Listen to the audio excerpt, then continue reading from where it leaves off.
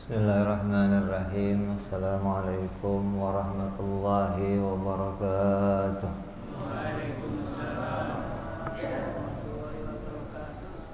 Al-Fatiha ila ruhi sayyidina habibina syafi'ina Rasulillah sayyidina Muhammad ibn Abdullah sallallahu alaihi wa ala alihi wa ashabihi wa azwajihi wa dzurriyyatihi Allah ya'li darajatihim bil jannah ينفعنا بأسرارهم وأنوارهم وعلومهم ونفعاتهم وبركاتهم في الدين والدنيا والآخرة ويجعلنا من حزبهم ويرزقنا محبتهم ويتوفنا على ملتهم ويحشرنا في زمرتهم بالعافية والسلامة ثم الفاتحة إلى صاحب كتاب الحبيب عثمان بن عبد الله بن عقيل بن يحيى ثم إلى صاحب المقام والولاية الحبيب حسين بن أبو بكر العدروس ثم إلى الحبيب عبد الله بن محسن العطاس نفعنا الله بهم وبعلومهم لهم الفاتحة.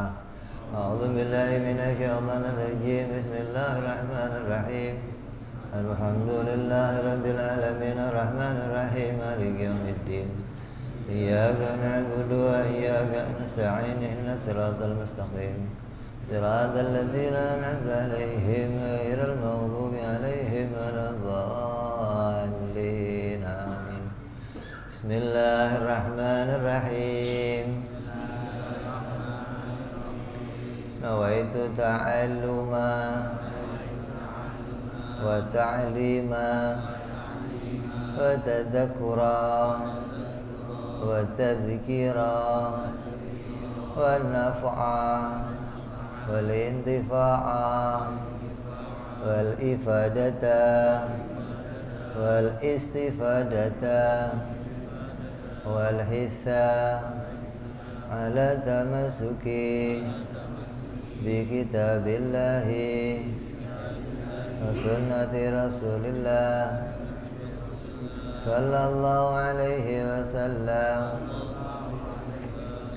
ودعاء إلى الهدى والدلالة على الخير ابتغاء مرضاته وقربه وثوابه وحسن الخاتمة مع اللطف والعافية وصلاح العاقبة.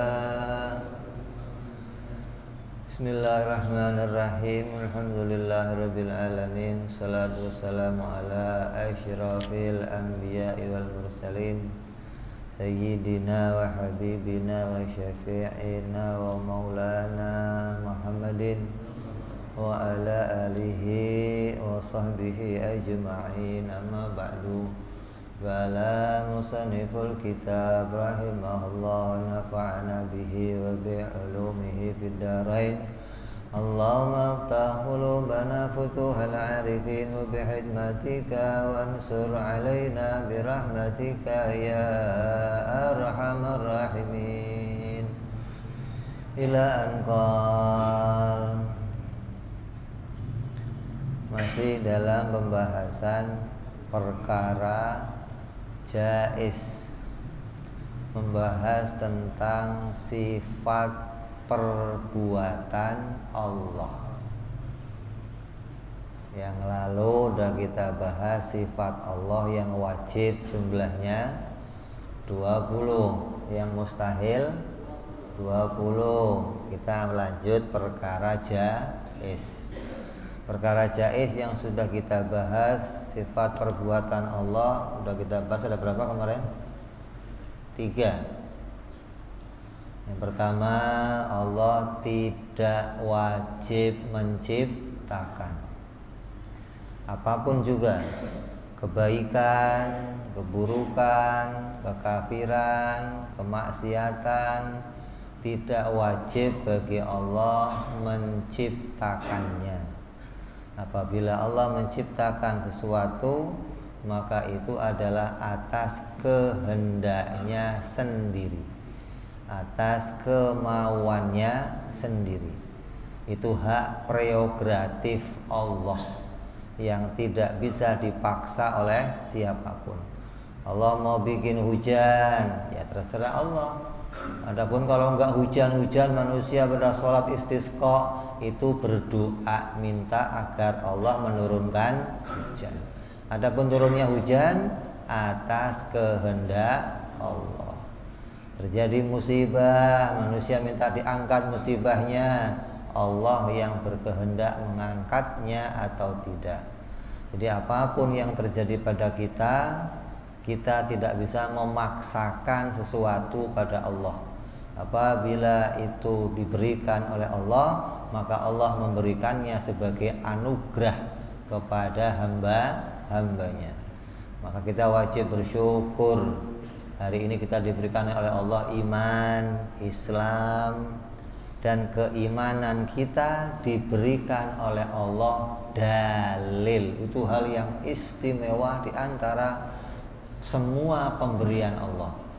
Banyak orang diberikan iman oleh Allah, tapi di hatinya enggak ditancapkan dalil atau bukti tentang keimanannya. Tapi hari ini kita ngaji, mengenal sifat-sifat Allah dengan dalil-dalilnya, maka iman kita kepada Allah disertai dengan dalil atau bukti. Yang mudah-mudahan dengan bukti itu iman kita enggak akan goyah sampai hari kematian kita nanti. Amin ya rabbal.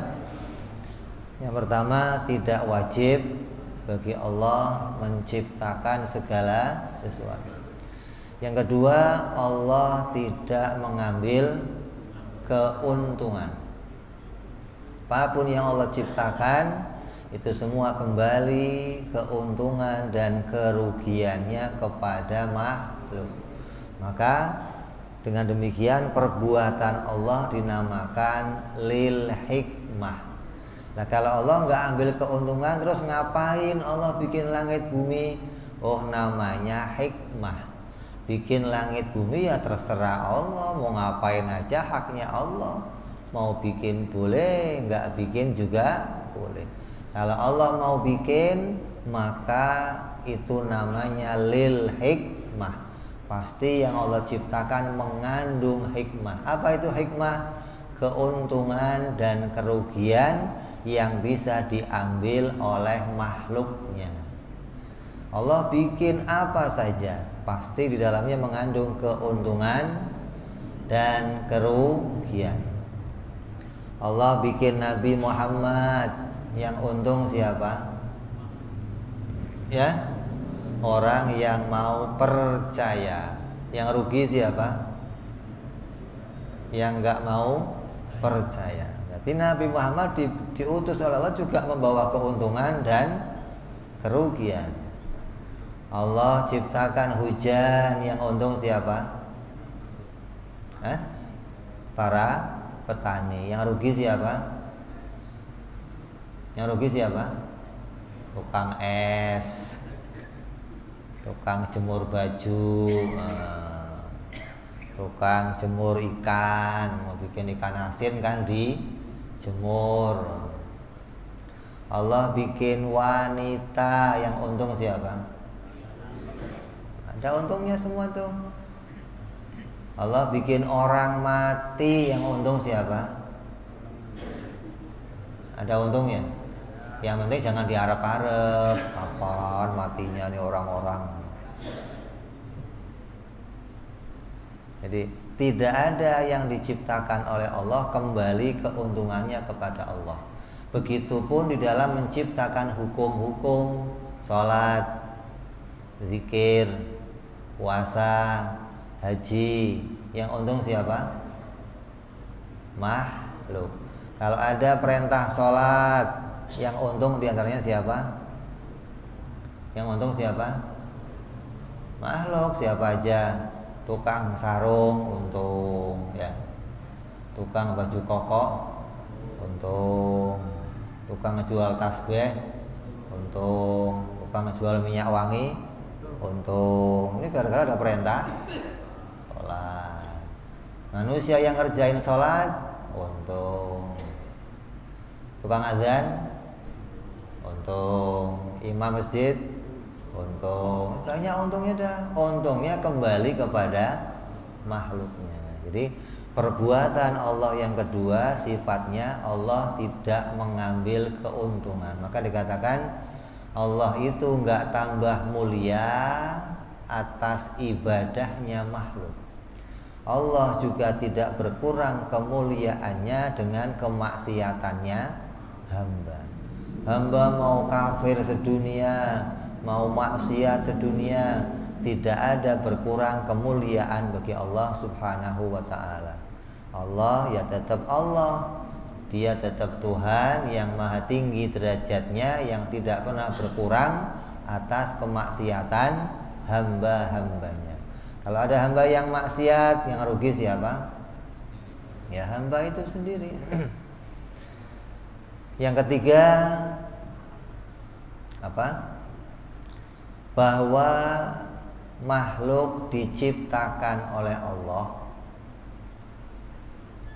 tidak mempunyai hasil di dalam kekuatan yang ada pada dirinya.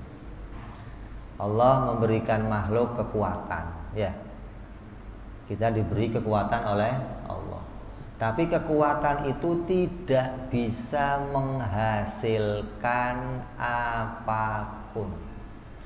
Apabila muncul hasil dari kekuatan kita, maka hasil itu dimunculkan oleh Allah itu sendiri. Allah tidak menitipkan kekuatan terus Allah melepaskan kita, enggak.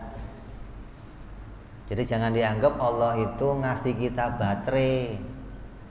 Kayak ada orang bikin robot, ada orang bikin jam. Setelah dikasih baterai, yang bikin kemana? Yang bikin kemana? Ya santai di rumahnya, jamnya jalan dengan baterai. Jangan dianggap Allah kepada kita demikian, jangan. Allah memberi kita kekuatan, kemampuan, tapi ketika muncul hasil sesuatu dari yang kita kerjakan, maka kerja itu dimunculkan oleh Allah, bukan dari kekuatan yang Allah titipkan. Maka tiap waktu kita zikirnya apa? La haula wala quwata illa billah. Tidak ada manusia bisa bikin manfaat baik untuk dirinya atau untuk manusia yang lain, nggak ada. Begitu pula nggak ada manusia bisa bikin madorot untuk dirinya atau untuk manusia yang lain. Kalau ada muncul madorot, maka madorot itu Allah yang memunculkannya. Kalau ada manfaat, maka manfaat itu Allah yang memunculkannya. Kamu bisa mengangkat sesuatu. Habib kuat bisa ngangkat sesuatu. Kalau meja saya angkat, tambah kuat. Kalau mobil saya angkat, lebih kuat lagi. Ketika saya bisa mengangkat sesuatu, jangan dianggap kekuatan saya yang mengangkatnya, enggak. Allah menjadikan pertolongan ini diangkat oleh Allah. Jangan sampai mata kita mengalahkan hati kita. Mata ngelihatnya tangan saya yang angkat, tapi hati harus melihat ada pertolongan Allah di situ. Kalau hati kamu sampai kalah dengan mata, Allah akan tergeser. Yang kamu lihat hanya manusia yang punya perbuatan. Sementara Allah nggak kelihatan dalam menciptakan perbuatan manusia. Dalam Al-Quran Allah berfirman apa? Wallahu khalaqakum wa ma ta'malun. Allah menciptakan kalian semua dan menciptakan perbuatan kalian. Itu Quran tuh. Allah menciptakan diri kita beserta perbuatan kita. apapun juga. Maka ketika ada manusia melakukan kebaikan, maka itu ditolong oleh Allah untuk menjadi orang baik. Allah berikan hidayah, Allah berikan nabi, Allah berikan petunjuk Al-Quran. Manusia ketika memilih menjadi orang jahat, Allah jadikan dia jahat. Maka Allah jauhkan dia dari rahmatnya Allah subhanahu wa ta'ala. Kenapa? Allah sudah menjadikan perintah, nabi, Al-Quran, contoh orang-orang soleh.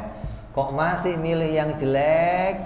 Maka Allah jauhkan dia dari rahmatnya Allah. Tapi ada kejelekan yang membawa kebaikan. Apa? Ketika dia berbuat maksiat, segera dia bertaubat kepada Allah, maka dapat pertolongan Allah. Orang yang maksiat lalu mau bertobat, maksiat lalu masih mau bertobat, maka Allah masih cinta kepada dirinya. Allah terus menjadikan pertolongan untuk dirinya untuk bisa selamat. Jadi apapun yang kita lakukan tidak muncul dari kekuatan dalam diri kita. Api tidak bisa membakar, nasi tidak bisa mengenyangkan, obat tidak bisa menyembuhkan, pisau tidak bisa memotong, peluru tidak bisa menembus diri kita. Pulus, kalau pulus tahu ya, kan sering orang fotonya begini, sering sekarang ya, foto aja pakai begini. Tidak bisa bawa kenikmatan kan. Banyak orang kaya punya duit, hatinya susah. Banyak orang yang gak punya duit tapi tentram hatinya. Karena Allah yang menentramkan hatinya seseorang, bukan duit. Ada orang punya duit malah pusing, ada? Tidak bisa menjadikan apapun. Jadi yang ketiga yang harus kita yakini dalam perbuatan Allah menciptakan segalanya. Allah menciptakan makhluk, dan makhluk diberi kekuatan oleh Allah, diberi tenaga. Tapi ketika kita mau mengerjakan sesuatu, Allah yang menolong kita. Maka cirinya ahli sunnah apa? Kalau mau ngapain aja selalu insya Allah. Ahli sunnah tuh mau ngapain apa saja, besok saya mau ke rumah kamu ya, insya Allah.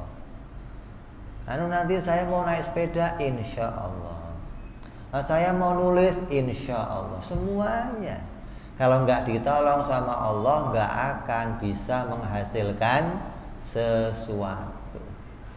Orang mau ke masjid yakin mau berjamaah, di jalan bannya kempes, di jalan ketemu kawannya, di jalan. Kalau Allah nggak menghendakinya ke masjid, ya nggak akan jadi ke masjid. Enggak. Kita kumpul di masjid sesuai dengan memang Allah menghendaki kita untuk kumpul di masjid. Maka bersyukur kepada Allah, Allah menjadikan kita dalam keadaan iman, dalam keadaan baik, bisa kumpul di masjid yang mulia, bisa ikut majelis taklim, bersyukur kepada Allah subhanahu wa ta'ala. Terus yang keempat, perbuatan, kekuatan yang ada pada dirinya makhluk itu bukan dari kamu sendiri, bukan. Sifat yang keempat adalah manusia tidak bisa menghasilkan sesuatu dengan wataknya. Ada manusia oleh Allah diberikan watak. Watak itu apa? Sifat, karakter. Iya, karakter. Tiap orang punya karakter yang beda. Kata orang mah memang udah bawaan lahir. Iya, nggak ada bawaan lahir, nggak ada. Semua karakter itu diciptakan oleh Allah. ada yang karakternya pemaaf, ada yang karakternya pemarah, ada yang karakternya apa? Tukang adu domba, ada yang karakternya tukang bully orang, ada.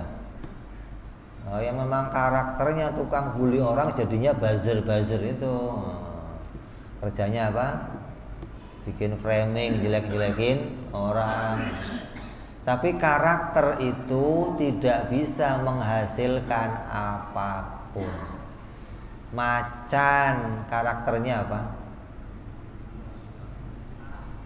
Hewan buas. Jangan dikira kalau kamu lihat macan pasti gigit, enggak. Kalaupun macan gigit, itu memang Allah yang menjadikannya, bukan karena karakternya sendiri, bukan. Sahabat Nabi banyak. Ketika diutus sama Nabi, kirim surat, bawa surat ke daerah anu, sambil jalan ketemu hewan buas, ketemu macan, ketemu. Ada seorang sahabat Nabi namanya Safinah. Kata dia apa? Saya Safinah, sahabatnya Rasulullah. Masalahnya diem aja, silus-silus, permisi, jalan dia. Jadi bukan kalau karakternya buas, kalau ketemu orang pasti gigit, enggak. Ular karakternya apa? Matok. Makanya kalau kamu belajar tasawuf nanti, di antara ujiannya ya tadi ke hutan. Coba berani nggak kamu ketemu macan? Nah kalau sama macan aja masih takut lah ngapain? Macan itu makhluk, ular makhluk. Sama macan kok masih takut, berarti masih takut sama makhluk. Kamu harus takutnya hanya sama Allah Subhanahu wa ta'ala. Nanti hubungannya ngaji tauhid ini sama ilmu tasawuf. Bagaimana menata hatinya biar hanya tunduk kepada Allah, hanya takut kepada Allah, hanya mengabdi kepada Allah. Ada orang kaya, tiap hari ngasih kamu uang, tiap hari jamin hidup kamu, makan kamu dijamin, harta kamu dijamin, keluar kamu dijamin. Tetap itu dari Allah. Pengabdian kita hanya kepada Allah. Makanya kalau ada orang datengin sesuatu rezeki pada kita, yang pertama apa? Alhamdulillah. Baru terima kasih bro, udah nganterin rezeki dari Allah. Alhamdulillahnya duluan. Kenapa? Karena Allah yang mengatur rezeki tiap-tiap hambanya, bukan datang dengan kemauannya seseorang. Karakter orang mau sebaik apapun, ketika dia memberi orang lain, itu atas pertolongannya Allah Subhanahu wa ta'ala. Jadi karakternya manusia, kita harus ingat karakter itu tidak bisa menghasilkan sesuatu. Ketika ada hasil dari karakter itu, maka Allah lah yang memunculkan hasilnya. Orang-orang di luar Islam, filsafat, ateis, meyakini api itu bisa membakar memang dari dirinya sendiri. Ini bedanya nih. Ateis meyakini, filsafat meyakini api bisa membakar itu karena dalam dirinya api itu punya karakter yang memang muncul dari dirinya sendiri. Mu'tazilah itu kelompok yang di luar Ahlus Sunnah wal Jamaah, meyakini api bisa membakar dengan kekuatan yang diciptakan oleh Allah. Namanya Mu'tazilah. Ahlus Sunnah meyakini api tidak bisa membakar. Itu nih. Jadi hati-hati. Kalau kita nggak ngerti ilmu ini, kamu akan jauh-jauhnya akan jadi ateis atau filsafat.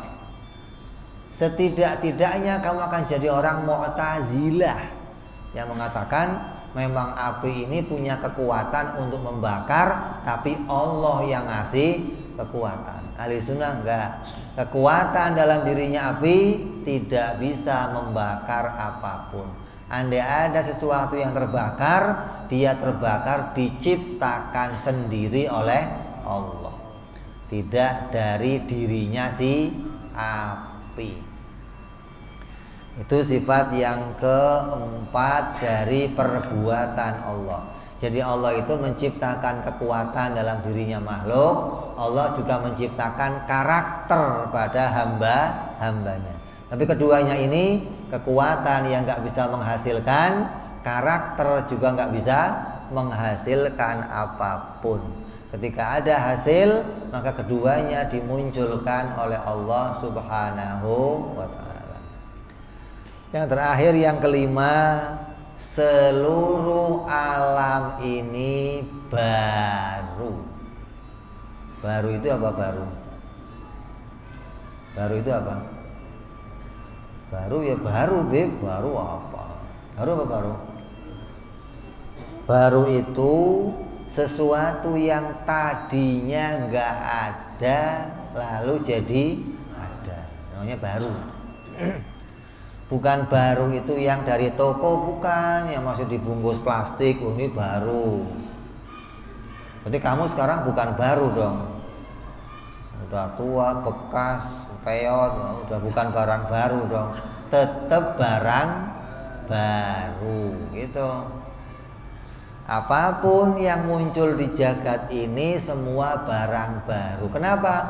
Tadinya pernah nggak ada, terus jadi ada. Saya mau nanya, Bapak udah tua? Dulu pernah tua nggak?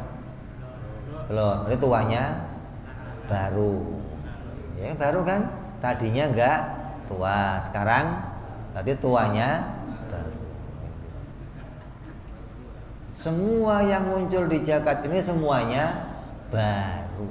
Dan yang baru itu hanya Allah yang menciptakannya.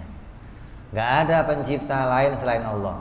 Semua barang yang baru, apapun bentuknya, apapun keadaannya, apapun sifatnya, hanya Allah yang menciptakannya.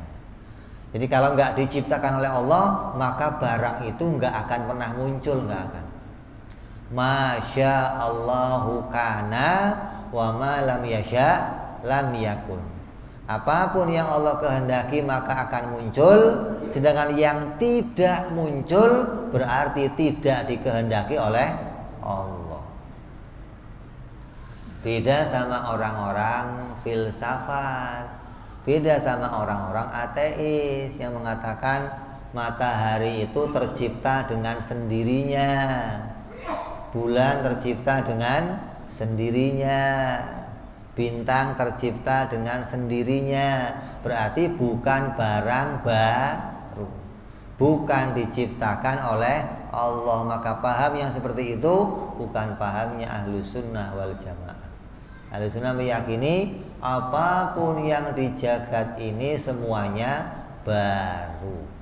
Maka nanti kamu pulang ke rumah, ngomong sama istri kamu, sekarang saya punya istri baru. Mana Pak? Ya kamu. Karena kamu barang baru gitu. Ini baju baru. Jangan ini mah baju bekas, Bib. Bekas itu kelihatan mata. Kalau kita berpikir, kita dalam kajian tauhid nggak ada barang bekas, semuanya baru. Baru dipakai, baru jadi, baru dicuci. Ada nasi udah 7 hari baru busuk, baru semua. Baru semuanya, nggak ada yang nggak baru. Kenapa? Karena tadinya nggak ada terus jadi ada. Maka semua yang muncul ini adalah barang baru. Dan setiap barang baru penciptanya hanya Allah Subhanahu wa ta'ala. Maka apapun kejadian kita, ada anak jatuh, ada anak bisa jalan, ada anak bisa naik sepeda. Jangan pernah ngomong, oh jatuh sendiri, bisa naik sepeda sendiri, bisa pakai baju sendiri. Ini melalaikan anak kita. Nah, kamu nggak melatihnya, nah alhamdulillah sekarang kamu sudah bisa naik sepeda dengan pertolongan Allah. Sekarang sudah bisa pakai baju dengan pertolongan Allah. Jangan tepuk tangan, udah bisa jalan sendiri, udah bisa naik sepeda sendiri, maka akan tergeser Allah dari pikirannya, akan tergeser Allah dari hatinya. Ketika sejak kecil nggak kita tanamkan, itu kamu bisa jalan, itu baru bisa jalan, baru bisa naik sepeda, baru bisa pakai baju. Maka yang baru itu diciptakan oleh Allah Subhanahu wa ta'ala. Maka ketika demikian, seseorang hatinya akan selalu terkait berharap kepada Allah dan akan bersyukur atas pemberiannya Allah pada dirinya. Baru punya uang, kalau dipecat baru nganggur. Kalau cerai baru jadi janda gitu. Jadi semuanya baru tuh. Jadi yang kelima, perbuatan Allah menciptakan seluruhnya, hingga seluruh apapun yang muncul di jagat ini adalah perkara baru. Gak ada yang muncul sendiri, gak ada yang dimunculkan oleh manusia yang lain, gak ada. Ini kan tembok ini, rumah ini yang bikin tukang, Beb. Ya, kelihatan mata kita yang bikin tukang. Baju yang bikin tukang jahit itu kelihatan mata kita. Tapi tukang itu bisa ngerjain ini semua atas pertolongan Allah. Kata Allah apa? Andai sedunia, jangan kamu sendiri, jangan. Andai sedunia pingin menggeser satu zarroh itu satu biji, sebiji sawi kecil. Pingin manusia mendorongnya, menggesernya, pindah dari satu tempat ke tempat lain, zarroh itu, biji itu nggak akan tergeser, nggak, kecuali Allah menghendaki dia bergeser. Kalau Allah nggak menghendakinya, nggak akan bisa tergeser. Maka kamu suka lihat tuh di TV-TV, ada wali-wali nancepin tongkat. Coba angkat. Mau ke orang yang gede-gede badannya ngangkat, dianggap kekuatannya bisa ngangkat, ya nggak bisa. Kemudian nancepinnya dengan Bismillah, Allah yang menancapkan. Maka terangkat pula dengan Bismillah, dia akan terangkat. Kekuatan kamu nggak bisa mengangkatnya, enggak.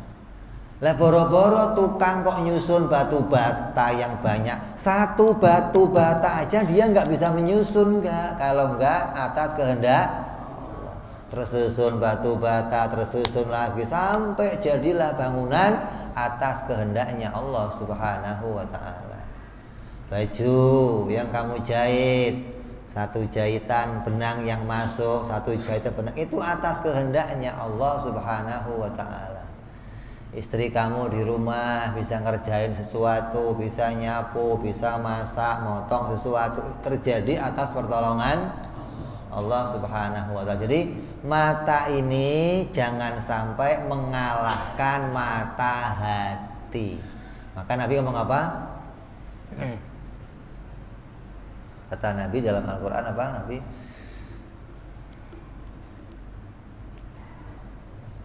bahwa seseorang itu diperintah Allah untuk beragama. Dan yang namanya beragama itu harus pakai mata hati. Kalau kamu nggak bisa memenangkan mata hati kamu, maka kamu akan jauh dari Allah Subhanahu wa ta'ala. Makanya banyak orang yang mata kepalanya mengalahkan mata hatinya. Munculnya apa? Mudah menyalahkan orang lain. Gara-gara kamu nih saya gagal. Karena yang kelihatan mata itu, gara-gara kamu saya jatuh, gara-gara kamu saya nggak berhasil, gara-gara kamu saya begini, gara-gara kamu. Dia nggak bisa melihat yang terjadi itu barang baru, dan itu yang menciptakan adalah Allah Subhanahu wa ta'ala. Ya, ini namanya pondasi keimanan kita dalam agama. Ketika pondasi ini sudah tersusun, sudah tercipta, sudah terbuat dalam diri kamu, maka kamu beragama mesti benar. Tapi kalau pondasi ini nggak tersusun, nggak kamu tata keimanan seperti ini, dalam iman kepada Allah nggak ditata seperti ini, mesti cara kamu beragama ngawur. Karena yang namanya sebuah bangunan pasti ikut pondasi. Bangunan setinggi apapun pasti di atas pondasi. Kalau kamu beragama, nggak kamu bangun dulu pondasinya dengan benar, mesti cara kamu beragama akan keliru. Maka dari kecil kita diajarkan apa? Ilmu akidah. Dari kecil sudah suruh ngapalin Allah wujud kita mbako. Dari kecil tuh. Kenapa? Karena itu akidahnya ahlu sunnah wal jamaah. Sayangnya dari kecil apal, setelah balik gak pernah dikaji. Padahal ngaji sifat 20 itu seharusnya mulai usia 15 tahun.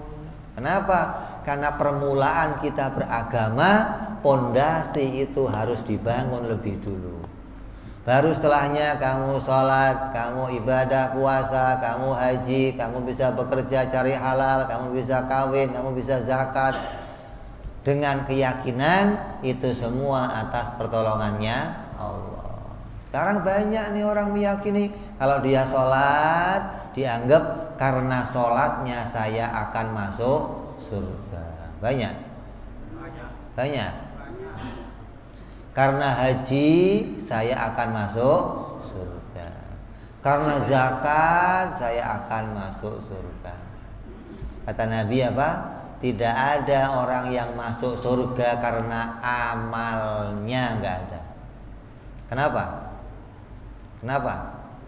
Karena amal itu makhluk, iman itu makhluk, zikir itu makhluk. Yang bisa masukin kamu ke surga siapa? Allah Khalik. Makhluk nggak bisa ngapa-ngapain, enggak. Jadi jangan sampai dianggap kalau saya udah sholat, lega, pasti masuk. Kata siapa? Akhirnya menggantungkan diri dengan sholat, bukan menggantungkan diri dengan Allah Subhanahu wa ta'ala. Padahal sholat kamu itu jelas diterima apa enggak kamu enggak tahu. Sholatnya beres atau enggak kamu enggak tahu. Makanya kita itu kalau habis sholat diajarin apa? Istighfar. Sholat kamu enggak akan diterima.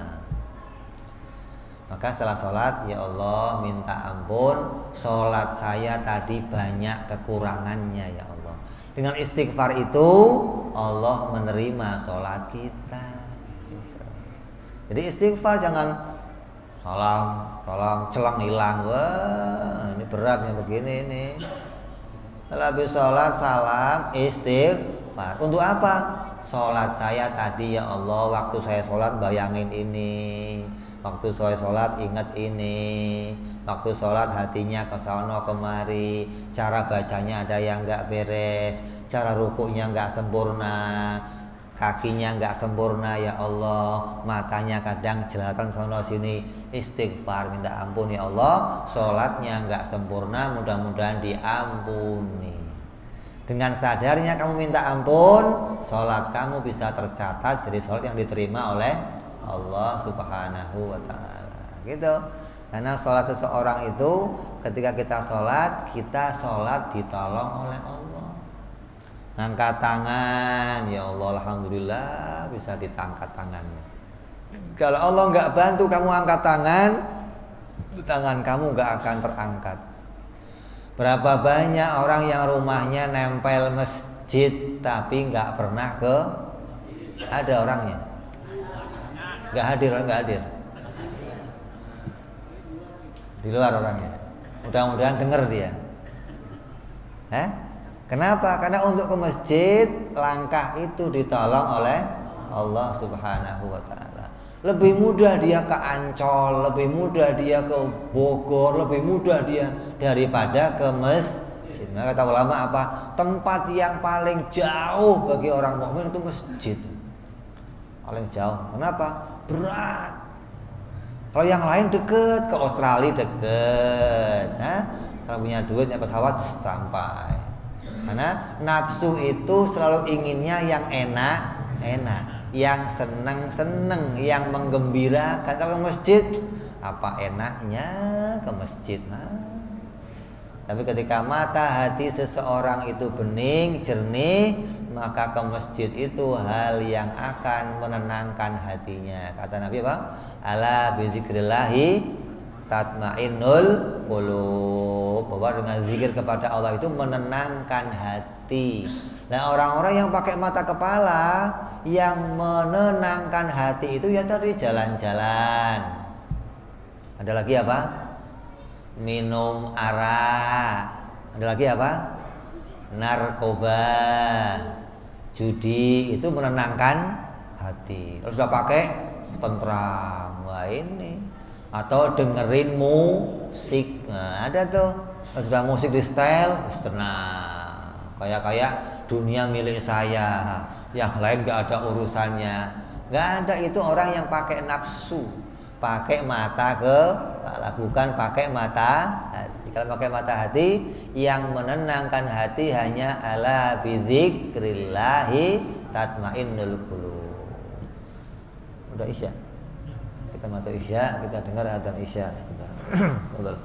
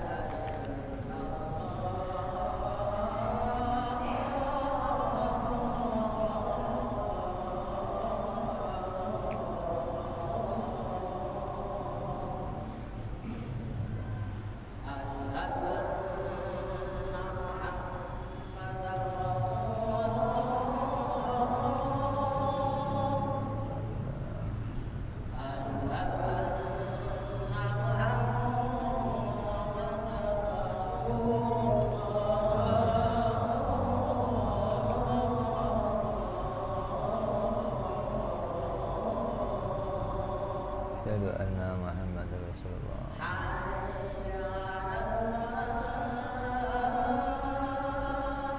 La haula wala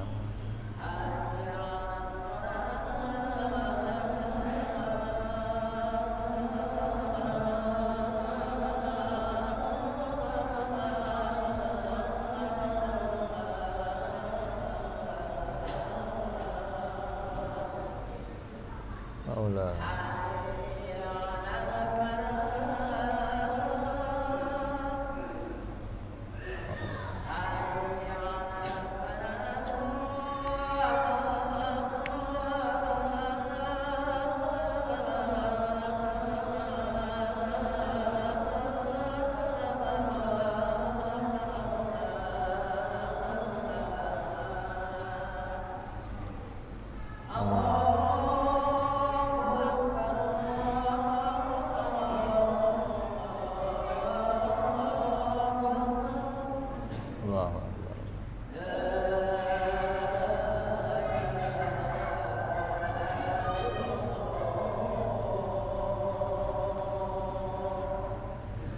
لا إله إلا الله محمد رسول الله صلى الله عليه وعلى آله وصحبه وسلم. اللهم رب هذه الدعوة التامة صلاة القائمة آت سيدنا محمد الوسيلة والفضيلة والشرف والدرجة العلية الرفيعة وبدء المقام المحمود الذي وأتى يا أرحم الراحمين. رب اغفر لي ولوالدي يا رب اغفر لي ولوالدي يا رب اغفر لي ولوالدي يا الله.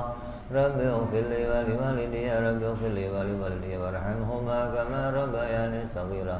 اللهم بارك لنا وفي أولادنا واحفظهم ولا تضرهم وارزقنا برهم ووفقهم لطاعتك. اللهم بارك لنا ولهم بالحال والمآل والعيال بجاه كبير المتعال.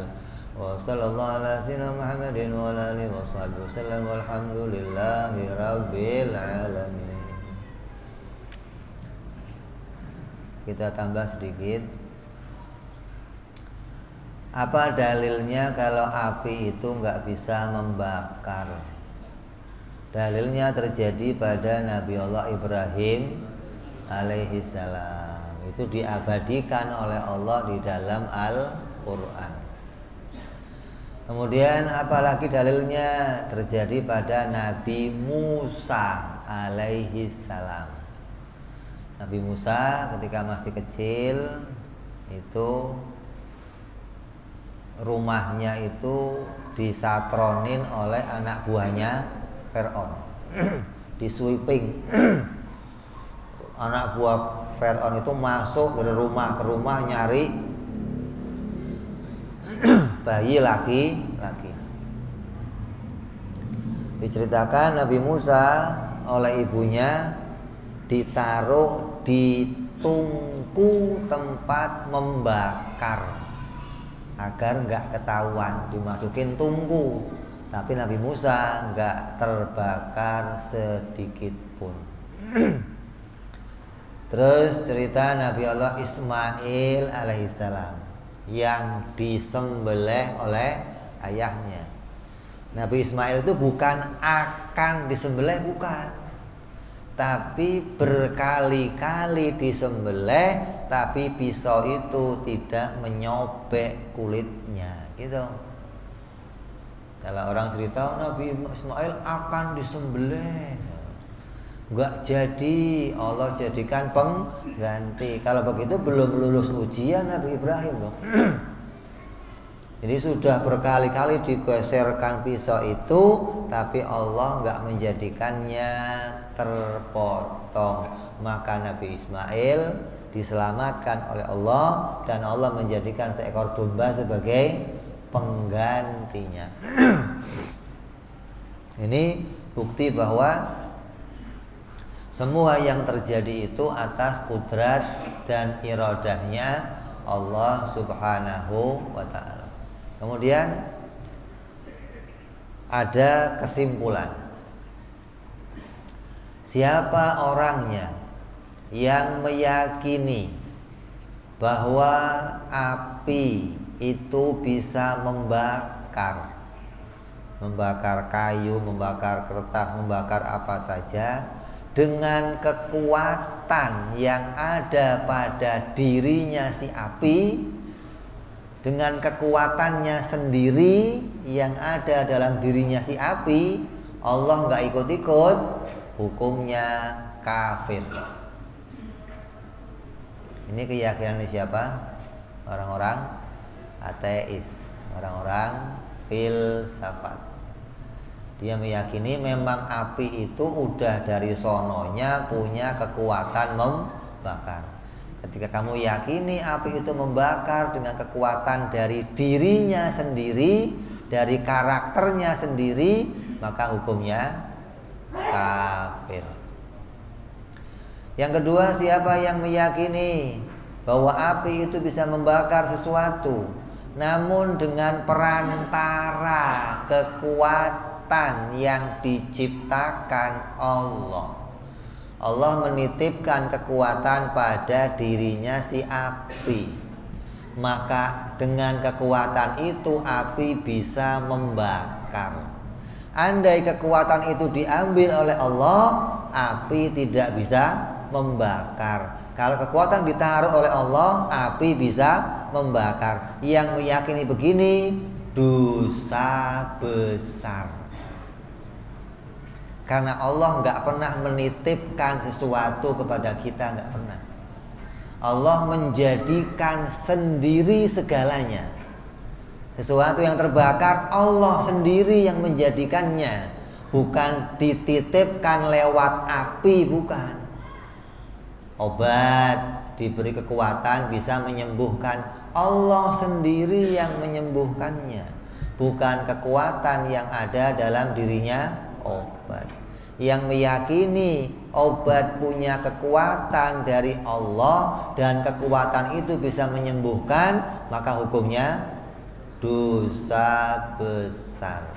Kenapa? Meyakini sesuatu yang enggak sesuai dengan keadaannya Allah. Allah enggak pernah demikian, kamu yakini demikian, maka kamu berdosa. Terus yang selamat, yang bagaimana? Yang meyakini api itu diciptakan oleh Allah, panas itu diciptakan oleh Allah, dan hangus terbakar juga diciptakan oleh Allah. Adapun api dan sesuatu yang digandengkan, maka ini namanya hukum sebab akibat. Allah menjadikan hukum sebab akibat pada diri kita. Dengan hukum sebab akibat itu kita bisa beraktivitas. Kalau kamu mau nanak nasi, yang dicari apa? Api. Tapi ketika api sudah kamu nyalakan, dandang sudah kamu naikkan, berharap Allah yang bikin mateng, gitu. Bukan api yang bikin mateng. Siapa yang mengatakan kekuatan api ini yang mematengkan nasi, hukumnya dosa besar. Tapi kalau api ini dengan matang itu hanya pergandengan sebab akibat, Allah lah yang menjadikannya matang, itu kelompok yang selamat. Yang meyakini orang minum obat hanya sebab akibat, yang menjadikan sembuh adalah Allah Subhanahu wa ta'ala, maka itu kelompok yang selamat. Siapa orang yang ngaji, maka ngaji itu adalah sebab akibat mendatangkan ilmu. Pinternya seseorang didatangkan oleh Allah Subhanahu wa ta'ala, maka itu golongan yang selamat.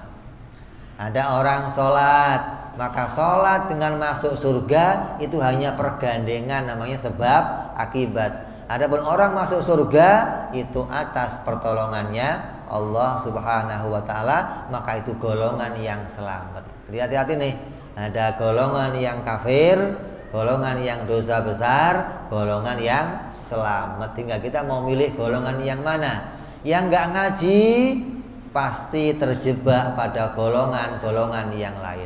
Yang ngaji baru akan sadar, oh ternyata seluruh alam ini kekuatannya tidak bisa menghasilkan apapun, tapi Allah sendiri yang menjadikannya atas maunya sendiri, atas kehendaknya sendiri. Ya, ini yang kita kaji hari ini. Berarti selesai kita membahas semua tentang pondasi keimanan kita yang berkaitan tentang Allah Subhanahu wa ta'ala. Yang wajib sudah kita bahas, yang mustahil sudah kita bahas, begitu pula yang jaiz sudah kita bahas. Barangkali ada pertanyaan. Ya, Allah.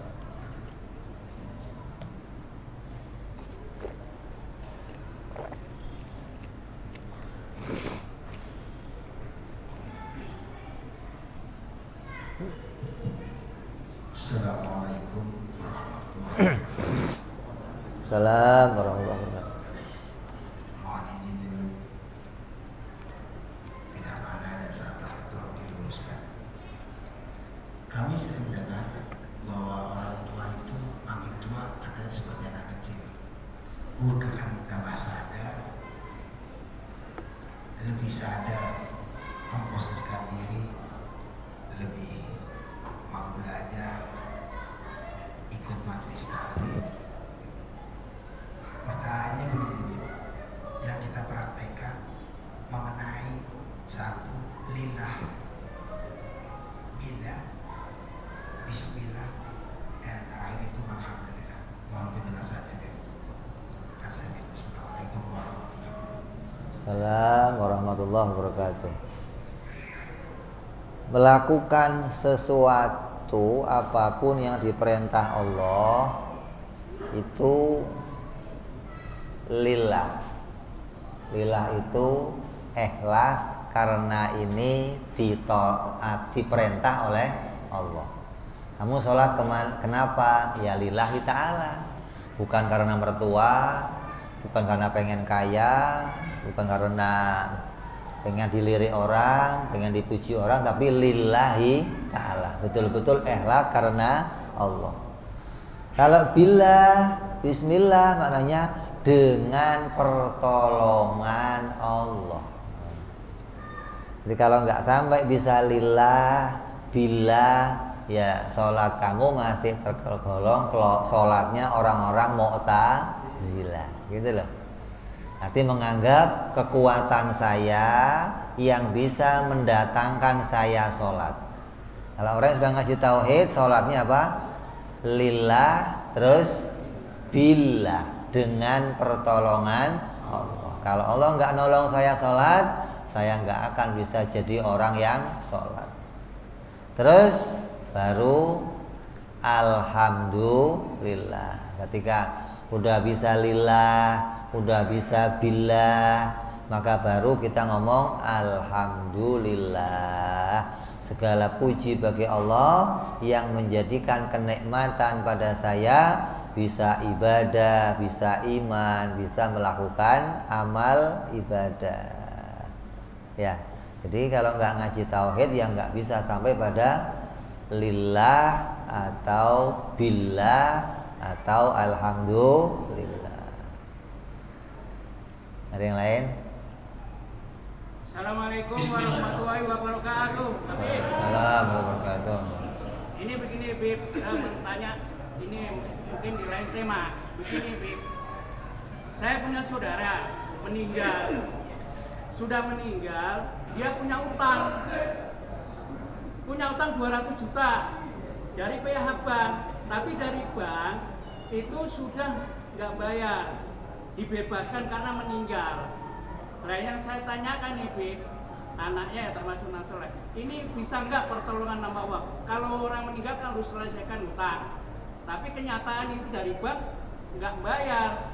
Nah gitu aja Bid. Assalamualaikum warahmatullahi wabarakatuh. Assalamualaikum warahmatullahi wabarakatuh. Biasanya kalau mati ya lunas ya. Lunas nggak? Umpamanya kredit rumah, rumahnya 2 miliar, kurang duit 200 juta, terus mati, biasanya langsung lunas, ya kan? Lunas nggak? Enggak. Ini yang ditanya lunas nggak? Enggak, yang kamu tanya, yang mati ini masih ninggalin hutang atau enggak? Ninggalin hutang. Kemana? Bank itu. Ya, sama pihak bank dilunaskan atau enggak? Dari pihak bank dilunaskan. Ya berarti aman udah. Berarti sudah aman. Berarti sudah dianggap tidak punya hutang. Karena sudah dihitung apa? Lunas gitu loh. Kalaupun belum lunas, yang berhak bayar siapa? Enggak ada utang keturunan, enggak ada. Kalau dia punya harta waris, baru untuk bayar. Kalau enggak punya, ya sudah. Anak enggak berhak bayar, enggak ada. Enggak ada utang nurun, enggak ada. Kalau waris, enggak ada waris utang. Kalau waris harta, iya. Jadi ketika orang itu masih punya harta, rumahnya kek atau apa kek, maka dulu kan dibayar utangnya, gitu. Baru sisanya bagi waris. Bukan bagi waris dulu, anaknya patungan bayar utang, nggak ada yang mau bayar anaknya. Jadi kalau masih punya hutang, yang berhak bayar siapa? Ya dirinya sendiri dengan apa? Harta yang dia tinggalkan. Kalau nggak punya harta, minta ikhlasnya. Makanya di kuburan gitu, kalau ada yang punya sangkutan gitu kan, tanya dulu sama keluarganya, punya waris nggak? Nggak ada. Mudah-mudahan diikhlaskan gitu aja langsung. Jangan hubungi pihak keluarga, yang membayar siapa? Warisnya nggak ada, kecuali ada warisannya, baru silakan hubungi pihak keluarga. Nanti keluarga yang akan bayar dari harta warisnya. Tapi kalau tanya keluarga, punya waris nggak mati? Nggak ada pak, cuman cancut doang peninggalannya. Ya udah di kuburan, yang punya utang mohon diikhlaskan, gitu aja sudah. Nggak ada harta waris turunan. Ya, yang lain. Bismillahirrahmanirrahim. Assalamualaikum warahmatullahi wabarakatuh. Assalamualaikum warahmatullahi wabarakatuh. Saya mau nanya nih, banyak orang-orang pada ngomong seperti ini. Saya bisa kaya karena kerja keras saya. Saya bikin ini buat bermanfaat buat orang lain. Orang semacam itu akidahnya bagaimana nih? Mau disana apa kafir, apa kufur? Akidahnya syirik. Terus yang kedua? Yang kedua, misalnya ada suatu kaum di mana Allah belum mengutus seorang nabi atau rasul, atau misalnya di mana di kaum itu tidak ada ulama lah yang memberitahu adanya Allah gitu loh. Apakah orang itu tetap masuk neraka? Mohon penjelasan. Assalamualaikum warahmatullahi wabarakatuh. Assalamualaikum. Yang pertama, hukumnya orang yang mengatakan saya bisa mendapatkan kekayaan ini dengan usaha saya, dengan upaya saya, maka masuk kelompoknya Korun. Kenal Korun? Kenal? Kamu taunya mah harta karun doang. Korun itu diantara umatnya, kaumnya Nabi Musa alaihissalam, yang oleh Allah diberikan kekayaan yang melimpah. Ketika ditagih uang zakat, dia ngomong, untuk apa saya bayar zakat? Orang uang ini saya cari dengan keringat saya sendiri, dengan upaya saya sendiri. Maka kelompok ini namanya orang-orang yang syirik kepada Allah, ngakuin Allah. Kalau kufur beda nih. Kalau kufur itu nggak mengakui adanya Tuhan. Ada nih, Tuhan nggak ada, namanya orang-orang yang kafir. Kalau syirik, Tuhan ada, tapi masih mengakui ada yang lain juga, gitu loh. Jadi Allah yang membagi rezeki, tapi saya juga ikut andil. Apa? Nyari, usaha, berpikir, dengan kekuatan saya menghasilkan sesuatu. Maka hukumnya apa? Syirik. Jadi apapun yang kita peroleh, walaupun itu nyata hasil kerja keras kamu, hasil berpikir kamu, tapi itu didapati atas pemberian Allah Subhanahu wa ta'ala. Yang kedua, orang yang tinggal di hutan, dia tidak pernah kedatangan ulama, kiai, apalagi para nabi, maka mereka adalah orang-orang fatroh, selamat dunia akhirat. Jadi ada satu kaum nih, kelompok. Di kelompok itu terpencil, nggak ada orang yang datang ke situ, nggak ada kiai, nggak ada utusan, nggak ada nabi, nggak ada siapapun. Dan dari kelompok itu nggak ada yang keluar. Gitu nih. Kalau nggak ada orang yang datang, tapi ada orang dari kelompok itu yang keluar. Di luar dia dapat berita, maka berita itu harus dibawa pulang ke kaumnya. Gitu loh. Jadi batasannya di kaum itu nggak ada yang datang dan nggak ada yang keluar. Kalau ada yang keluar dengar berita agama Islam, berita tentang Allah, harus dibawa pulang, disampaikan kepada kaumnya. Kalau enggak, dia dosa menanggung dosa seluruh kaumnya. Yang dengar tadi tuh dosa dan menanggung dosa seluruh kaumnya. Kalau nggak ada yang keluar, selalu kaum itu semuanya selamat. Namanya ahlil fatrah, orang yang disucikan oleh Allah dari kesalahan karena nggak ada berita yang menjelaskan tentang keberadaannya Allah. Walaupun dia nyembah berhala, walaupun dia nyembah apapun, tetap hukumnya selamat. Nyambung? Udah? Ya, betul. Waalaikumsalam warahmatullahi wabarakatuh.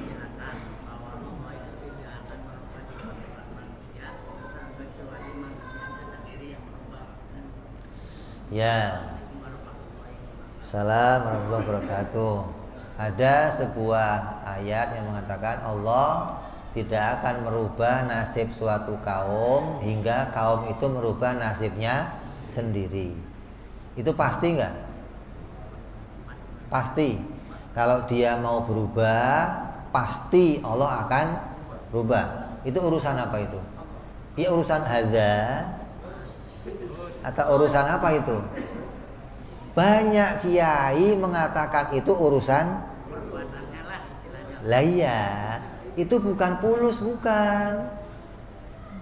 Kalau orang itu nggak mau merubah nasibnya, maka Allah nggak akan merubahnya. Sekarang banyak orang yang mau merubah nasib dari kampung ke Jakarta, merubah nasib nggak? Tetap belangsak di Jakarta, ada banyak.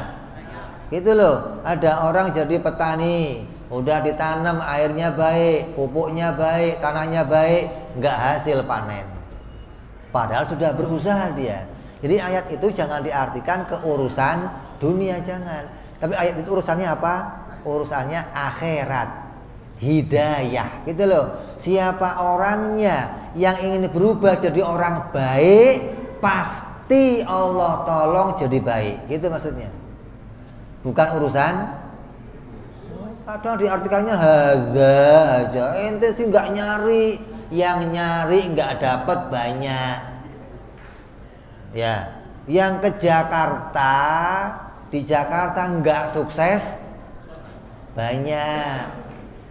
Kenapa? Karena ikut ayat tadi. Ini kalau mau berubah, mau kaya ya berubah. Terus gimana? Ke Jakarta usah, sampai Jakarta belangsak juga. Karena salah memahami keyakinan. Jadi ayat itu kembali kepada masalah apa? Hidayah untuk urusan agama. Siapa orangnya yang di hatinya tadinya maksiat, kok pengen jadi orang baik, Allah pasti tolong dia akan jadi orang baik. Akan ditemukan dengan guru, dengan ustadz, sampai dia bisa jadi orang yang taubat dan ibadah kepada Allah. Ada orang kafir pengen cari kebenaran, Allah akan tunjukkan jalan nantinya. Ini urusan akhirat, ya. Udah, kita tutup, kita teruskan yang akan datang insya Allah. Wallahu a'lam bishawab. Ila hadratin Nabi. Al-Fatihah. A'udzubillahi minasyaitonir rajim. Bismillahirrahmanirrahim.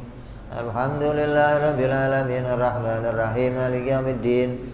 Iyyaka na'budu wa iyyaka nasta'in ihdinas siratal mustaqim. Siratal ladzina an'amta 'alaihim ghairil maghdubi 'alaihim waladdallin. Amin.